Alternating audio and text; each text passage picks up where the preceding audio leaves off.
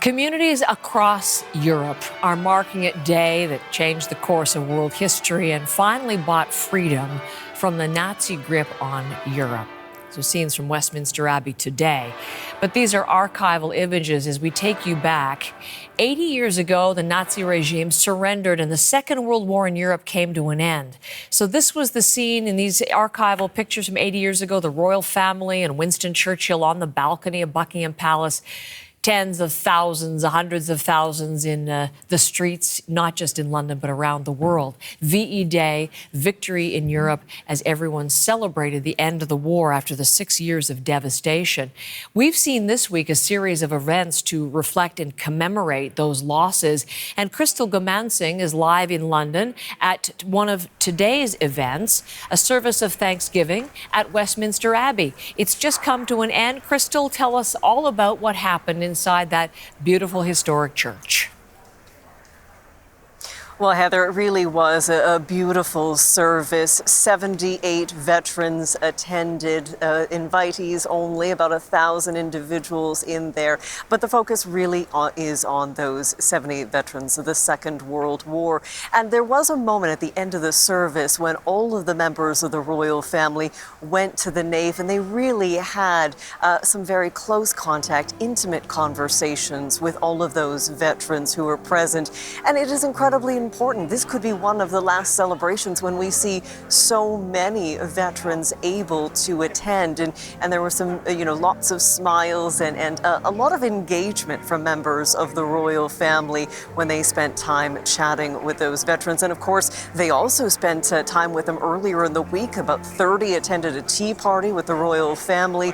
So they have been trying to honor all of those individuals throughout the week as, of course, we mark 80 years since the end of the Second World War and victory in Europe.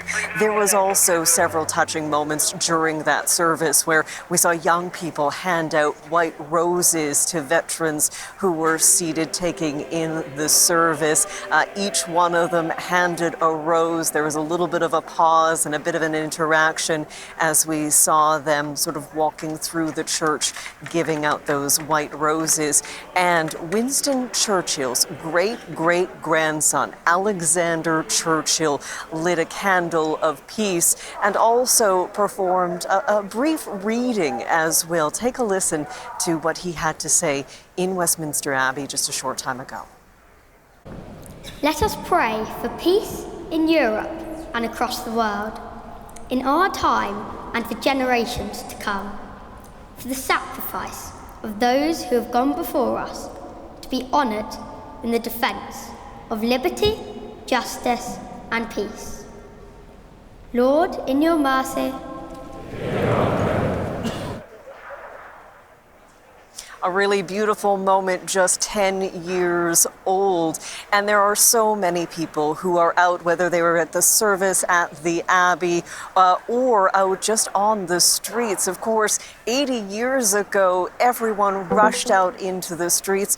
We are on Whitehall in central London. And of course, the cenotaph behind me, just over my shoulder, draped in the Union Jacks, just as it was 80 years ago today, Heather. Just can't get over that little boy. Obviously, the gift of the oratory, like his great-great, was there one more great in there? Grandfather. That's just extraordinary. Just two greats. Just two greats. All right. Well, it was pretty great. Now, listen, there are other events going on, I know, for this 80th anniversary celebration. And Crystal, take us to one at a well-known place for something that is really quite impactful and really large and significant, this installation.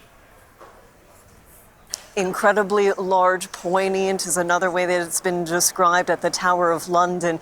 Nearly 30,000 handmade ceramic poppies have been arranged to flow down the side of the historic fortress and flood the area around the Tower of London.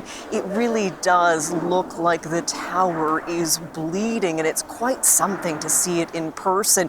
The artist who's responsible for that art's installation is Paul Cummins, and I had the opportunity to speak with him, and he talked about the idea behind it and how moving it is. For me, it's one flower for one life, for one soul, for somebody who fought for what we have now. The piece behind us represents a wound that the tower suffered because it was bombed in the Second World War quite a few times. And it's just that moment of the explosion lifting out the ground and ripping everything to pieces. And it sort of represents what happened to London, because lots of people lost their lives, but the actual city nearly lost its life. And we did see Queen Camilla actually plant one of those ceramic poppies when she visited that display earlier in the week. A number of veterans have also taken in that beautiful display. And it is a bit of a talking point. They'll look at it, families start to open up, share a couple of stories, and that is something that the artist said has been very moving to him. And of course, tonight, more celebrations. There will be a massive concert not too far from where I am today. So celebrations continuing, moving from more of the somber side to a little bit more of a party, Heather. Big day, and rightfully so. Thank you, Crystal. Really appreciate it. Crystal Gamansing from the streets of London.